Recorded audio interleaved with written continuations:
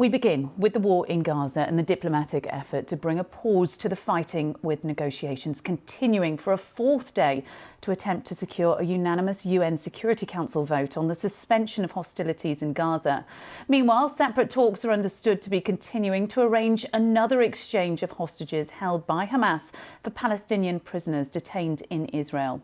Egypt and Qatar are thought to be trying to broker a deal, and the leader of Hamas, which is considered to be a terrorist organisation by the US and many other countries, Ismail Haniyeh, has travelled to Egypt to meet the country's intelligence chief.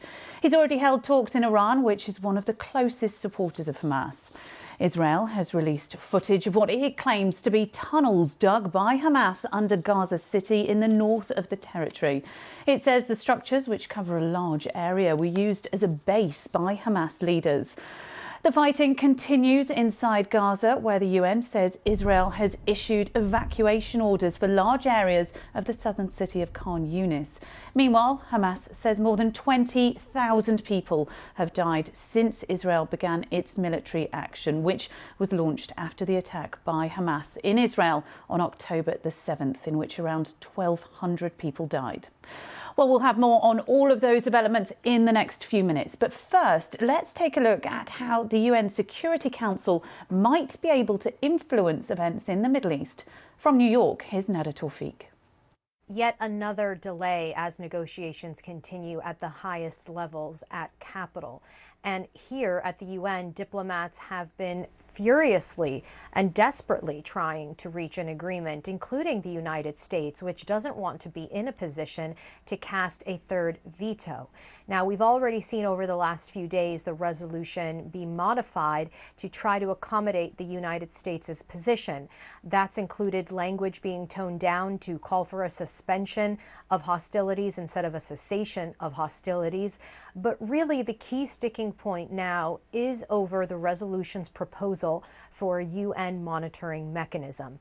Now, the Arab group says that this is absolutely an essential component of the resolution to make sure it has impact on the ground. But Washington says that there are fears that Israel would lose control of the screening process with this mechanism. And so there are talks now over how to bridge that gap. And in fact, the United States asked for this latest delay so it could engage directly with Egypt in talks over how a mechanism could work to the benefit of all parties. So really, the success of this resolution now hinges on those talks between the U.S. and Egypt. It is worth noting that the overwhelming majority of the Council does support the resolution as it is, and the UAE, which authored this resolution, says that there is just too much suffering on the ground by Palestinian civilians for the Council to fail to act. Well, Nada Tawfiq reporting there. Well, let's go live now to Jerusalem and our Middle East correspondent Yolande Knell. And Yolande, good to have you on. Just talk us through, first of all, this tunnel network and how significant this find is. So this was this footage that's been brought out by the Israeli military. We can't independently verify it, but they say it shows a very sort of advanced tunnel network which was under the heart of Gaza City and actually connected the homes of senior Hamas officials in Gaza, including Yahya Sinwar, who's really thought to have masterminded those deadly 7th of October attacks. And also came out with some shafts close to other key areas near to the Shifa hospital, for example. And when you look at the footage here, you can see that the structures are well built. We're told that they included blast doors, that they're connected to the electricity, that there was plumbing involved as well. And Hamas hasn't directly commented on any of this, but it has in the past boasted about having a vast underground system across the Gaza Strip. Yeah, we've heard so much about these underground tunnels over the past weeks. Now, when it comes to the UN Security Council as well, that has delayed its vote yet again on this pause in fighting. Why is it so hard to get an agreement to go ahead with this vote?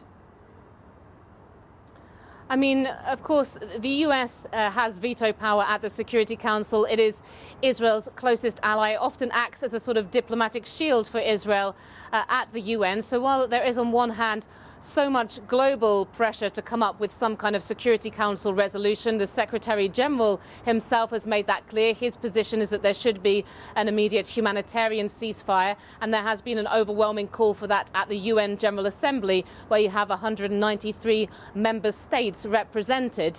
But, you know, Israel is very concerned about any idea of calling for a cessation of hostilities at the moment.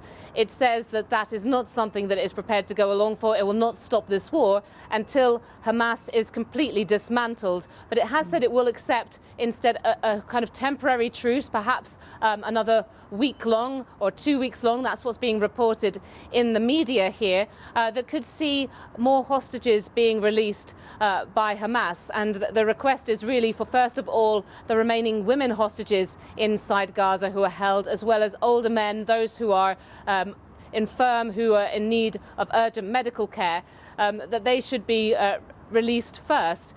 The position of Hamas has been that it will not negotiate on this basis. It will only have more hostages released when there is a permanent ceasefire, but it's very much the effort of Egypt and of Qatar as the key mediators here to try to close this gap, to try to come up with some kind of at least a temporary deal, and perhaps that they will try to persuade Hamas that that could lead to a longer term deal.